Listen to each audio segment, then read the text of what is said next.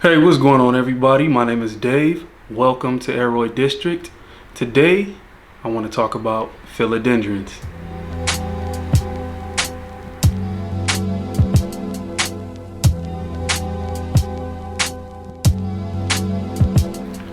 So, what are philodendrons and why are they worth discussing? Well, philodendron is a family of plants. They share the same genetics. They're from the tropical region of the Americas, like South America, Central America, Mexico, the Caribbean islands, and such. And we often keep these family of plants indoors. So why are they worth the discussion? Well, for one, these plants come with a wide ranged value. You can go to your local big box store and you can get a philodendron for $5, or you can go searching online and you can purchase one, like a rare species, endangered maybe, for like $20,000. That's a wide range. One major fascinating thing about philodendrons are they have the ability to transform. And what I mean by transform, I mean they can change their looks depending on the age, depending on the growing conditions. These plants literally know how to change their leaf shape. They can change their color. They can change their texture. The veining can change. So we're fascinated by them. So I mean, if you kind of put everything together as far as like value, the wide range of value, on top of, you know, them being able to transform and change their looks, on top of them being able to be grown indoors, it makes for a good collecting family of plants. So if you don't know much about philodendrons, you may not know what I mean by they have the ability to transform. So I'm going to give you some examples. So you can purchase a plant like this and it will turn into this.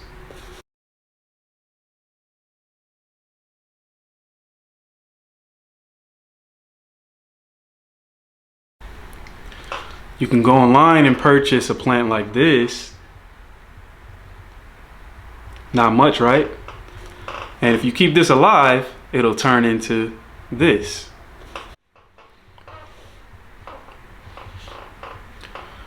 So if you have one of these, when it gets mature, it's gonna look like this.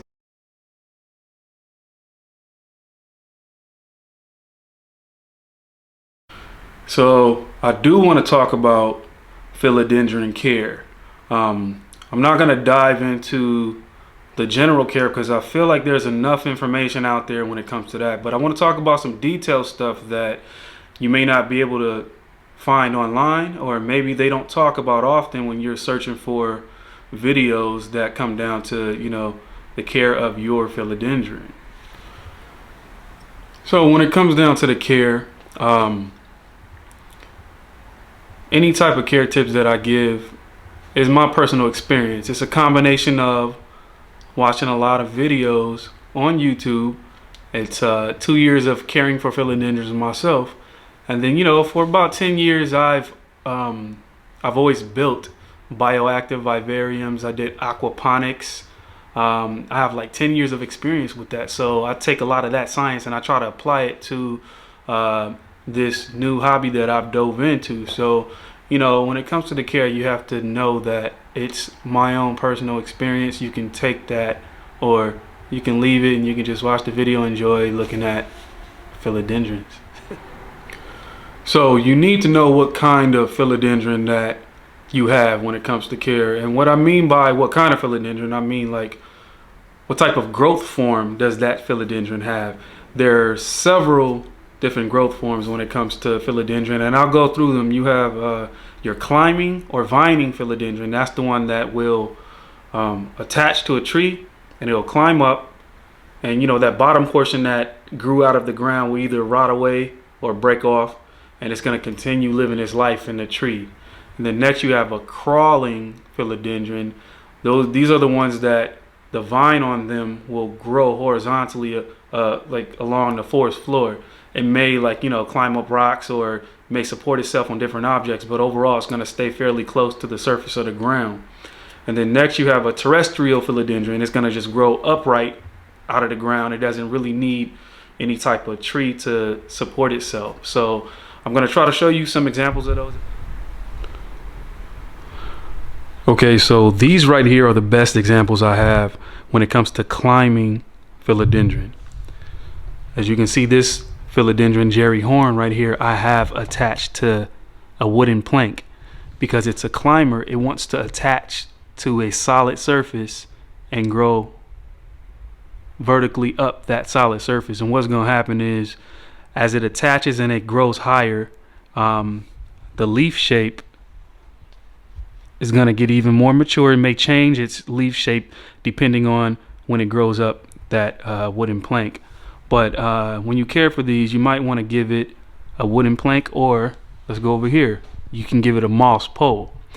This is a philodendron painted lady, and it puts out these aerial roots that will attach to any type of solid surface, and it's going to grow up. And then what happens is, the more that it goes up, whatever it's attached to, the bigger the leaves will get, and all kind of changes will take place the more it climbs up a solid surface. So we're talking about climbing philodendrons. This one doesn't look like it's climbing, right? It's hanging out the pot. But I'll tell you now, this plant would rather climb. The reason why we're able to grow these just hanging out the basket is because, you know, genetically they have thinner vines that are a lot more flexible. And also it has an invasive growth habit. So what happens is, in a natural habitat, these little vines will grow up. They'll attach to a tree and they'll climb up, and the leaves will get extremely bigger, like much bigger than what you're seeing right here. And once it grows up that tree, it may go to the edge of a branch, and then it'll start to cascade down. It's only cascading down because it wants to get back down to the forest floor, and then it's going to go ahead and attach itself to another tree and grow up. Next thing you know, this plant will be all over the area of the forest. So it has like an invasive growth habit. That's the reason why it's so viney, and we're able to grow them hanging down. So next we have a crawling philodendron. This right here is a Philodendron Plowmonii, and it has like a crawling growth habit. Let's check out this vine. See, this vine is this is not really a great example, but as you can see, the vine right there is not growing upright. It's starting to grow across. So what will happen as this plant keeps growing, this vine is going to grow across this pot, and it's probably going to grow out of this pot.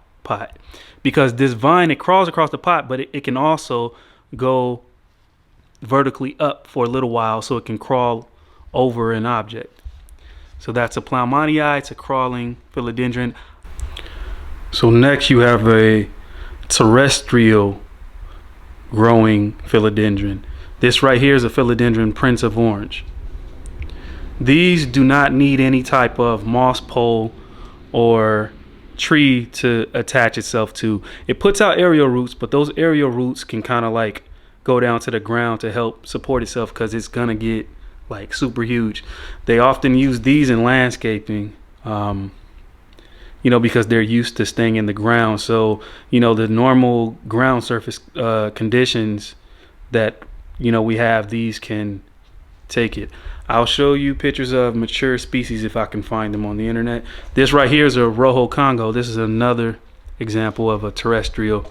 As you can see, like the way that it grows, the stem is going to develop like a really thick stock.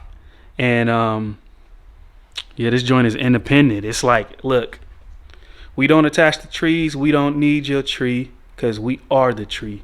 They don't need your moss pole. They don't need a tree. It makes a statement by itself. And I would say that these versions are normally cheaper because they use these in a lot of landscaping. So, terrestrial philodendron. All right, let's talk about the watering needs for these 3 different growth forms of philodendron. I'm gonna tell you right now, when it comes to a climbing philodendron and a crawling philodendron, you have to let the soil dry out. And I'm assuming that you're using soil. If you're using some type of semi-hydro setup, then it's a total different thing. But I mean, generally, a lot of people use some type of well-draining soil. So we're going to talk about watering when it comes to that. So like I said, don't even play games. You play games, you're gonna lose. Like, don't let this joint dry out. For real, like, let the soil dry out. Climbing philodendron are very prone to root rot. And like I discussed before, they climb up a tree, and in nature, the portion that's underground often rots away, and this will live inside of a tree where it's getting a lot of airflow, and those roots are getting watered by the trickling rain and, you know, by different types of moss that are attached to the tree also. This one is crucial. You let this soil dry out, because if you overwater it, it will give you a yellow leaf in a heartbeat. I mean, especially with the plowmanii and the mames, like, you have to let it dry out. Let's talk about this terrestrial growth form, this Rojo Congo. These actually can take a lot more water. Like I said before, they grow up out of the ground, so they're used to a lot of rainwater being, you know, on their roots. And another thing is, they normally have a massive root ball compared to the crawling or the climbing. They have a massive root system. I've seen these in big 5-gallon pots, because these can get as big as trees, you know. So they can take a lot more water. So with this one, what you want to do is just wait till the surface of the soil is dry, and then you can go ahead and water it again. But I have another technique I'll tell you later on. With these, you got to let that soil dry out. So let's just say that you're afraid to let the soil dry out. I got something for you. I have a technique called double confirmation. So you may want to know what double confirmation is. Well, double confirmation is a technique that I use to let me know when it is okay to water any of my philodendrons. So get this. The first confirmation is knowing that the soil is dry. I mean, I can touch it and I can tell that the soil is dry. We know that. The second confirmation is I want to go ahead and check on the leaf. So with all philodendrons, they have what is called a midrib, this vein that's going right down the middle of the plant. If the plant doesn't show it on the top surface of the leaf, you can, underneath, you see that red portion, that's the midrib. That is the main thing that's going to supply water to the foliage. So what you want to do is you want, not this leaf, and the thing is this, you don't want to do double confirmation with the new leaf or like a very old leaf. You want to try to check one of the middle leaves. If you have a, you know, somewhat mature plant, you want to try to check the middle leaves, not the new leaves, because the new leaves, what happens is they're still expanding. So they, you know, the midrib can be very soft because it's still trying to get bigger. And the old leaf, the plant is not very nice to old leaves. It can sacrifice this leaf at any day that it wants to. It's like this leaf is retired, has a 401k package. The plant can stop providing water to this leaf even if it wants to. So you want to check the middle leaf. Go along that midrib, and in the center of the midrib, you want to flex that midrib. And it feels pretty firm to me. It's firm and it's bouncy, as you can see. That's how I know that this plant has access to water. It has water stored up, or the bottom of the pot has water or something. This plant is getting water because I'll flex that midrib upwards and it feels firm to me, or it feels bouncy. So I don't need to water this plant. But what happens is, if it's soft and floppy, when you flex it upwards, you might need to water the plant. Or if it's not as firm as you know it normally is, then you know, okay, maybe the very next day, I'm gonna go ahead and water this plant. I'm gonna show you another example of a midrib on another type of a plant. Let's take a look at this Philodendron pedatum. Now, looking at this plant, I can tell that this one is the newest leaf. And I want to do a double confirmation so I know if I can water this or not. Looking at the stem, this is the first shoot, so this is the oldest leaf. Like I said, we're not going to check the newest leaf or the oldest leaf. You want to check leaves in between. You see that? This is a midrib. So me checking these, I'm going to feel along that midrib and I'm going to flex it upwards. The middle of the midrib is, it's not as firm as I know that it normally is when it's watered. So that means that I can go ahead and water this plant now, or I can probably wait a day and water it like tomorrow. But just checking these midribs, you know, check more than once. See, I'll wait till tomorrow because this middle leaf, it's pretty firm. This one is pretty firm. Yeah, so I feel like this plant is watered because I checked it. I mean, the soil is dry. The midribs on the middle leaves are plump.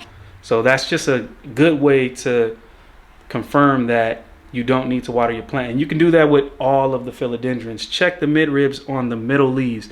Not a new leaf, not the very oldest leaf. So another care tip for philodendrons are you want to get you a bottle kind of like this and fill it with distilled water. No tap water, no other type of water, just distilled water. And you want to help new leaves come out of the sheath. You see that philodendron Florida Ghost. There's a new leaf emerging. What I'm going to do is spray that with distilled water, maybe like once a day, once every other day. You don't really have to do it at all, but it'll just help. It'll help break down the sheathing. It'll soften it up so it can come out and the leaf won't rip or have any type of deformities, hopefully. Looking at this painted lady, you see this new leaf trying to come out of that sheath. I'll spray it with some distilled water and that'll help soften and break down the wrapping, because you know a lot of philodendrons have like glue that hold all that stuff together. This will just help, and you can do this once a day or whenever you feel like it. And it's another little tip to help out so you can get nice leaves. So let's talk about lighting real quick. I have a little tip when it comes to lighting if you don't already know this tip. So when it comes to lighting, if you go over your general care for philodendrons, they're gonna say it needs bright indirect light. What is the best way to tell if you have bright indirect light? We're gonna do something called a fingerprint test. So these plants are by this window. What I wanna do is hold my hand out right where the leaves are. If I can visually, assuming that you know you have 20/20 vision, if I can visually see all the lines in my fingerprint, which let me look off, I can definitely see all the lines all the way down to the center of my fingerprint, then it's bright indirect light. So I'm gonna put my hand near that plant, and if I can see all of my fingerprints, like every detail, all of the, I don't know what they're called, all the way down to the center, it is bright indirect light. So what happens is, if it's direct sun, I can put my hand out. The direct sun is going to be so bright that it's going to wash out the vision of me being able to see my fingerprint. And if I'm in like low light, I just won't be able to see every detail of my fingerprint. You know that it's bright indirect light when you put your hand close to the foliage and you can see your fingerprint. This is this works for grow lights also, but with a grow light you might want to just download an app on your phone so you can test the foot candles. I believe that philodendrons need about what, 50 to 100 and above foot candles. Let's talk about soil. So philodendrons, they can be grown in a lot of different types of media. You got soil, you have like sphagnum moss, like a sphagnum moss mix, not a peat moss, sphagnum moss mix. You can grow them in water or you can grow them in semi-hydro. When it comes to soil, it's not really important what you mix in the soil, but it just needs to be well draining, and you need to have a lot of organic material. So you can take a potting mix and add perlite, leca, cocoa bark chips, add that all to it, and it's well draining. You can adjust the consistency of it depending on how fast your soil dries out. But I would avoid a heavy peat moss mixture, because that stuff, once it dries up, it will contract, and it'll be like a dirt brick. It's hard to rehydrate it. You'll have to like really soak it. So aeroid mix like this is ideal when it comes to soil. Let's talk about semi-hydro. This is a philodendron white knight grown in semi-hydro. I do propagate in semi-hydro, but I don't let my plants live the rest of its life in semi-hydro, because I've done it before, but I'm just not ready to play around with science. And it's a lot of science. You have a lot of responsibility when it comes to science if you're doing semi-hydro. My concerns with it is your leca or pond. Oh, first and foremost, there's two different types of semi-hydro that are popular. It's pond, which is a rock mixture with some pumice and volcanic rock and zeolite and all of that. And then you have leca, which is expanded clay balls like this. You pour water at the bottom. Those expanded clay balls wick water up and supply water to the roots of this plant. But yeah, so the media in semi-hydro can become contaminated if organic matter gets into the water column. So the water column down here, it can be contaminated if soil drops down there. If I'll tell you, I accidentally used organic fertilizer, and I poured it into one of my containers that had leca, and it is officially contaminated. That leca is going to take on all that contamination. It's going to degrade the water, suck all the oxygen out of the water. I'm going to show you an example right here, matter of fact. Can you see that? That's just nasty. And then like the leca has it all over it. It's all because I put organic fertilizer in the water column, and it removed all the oxygen out the water. It had an algae bloom. I'm pretty sure it's all kind of toxins and mold in here. And once all of that algae coats the roots, it's just going to be a bad situation. So leca is good and it works, but you do have to know your science. You have to use a synthetic fertilizer. And one thing about semi-hydro, when it comes to pond or leca, you have to make sure that your plant is getting complete nutrition.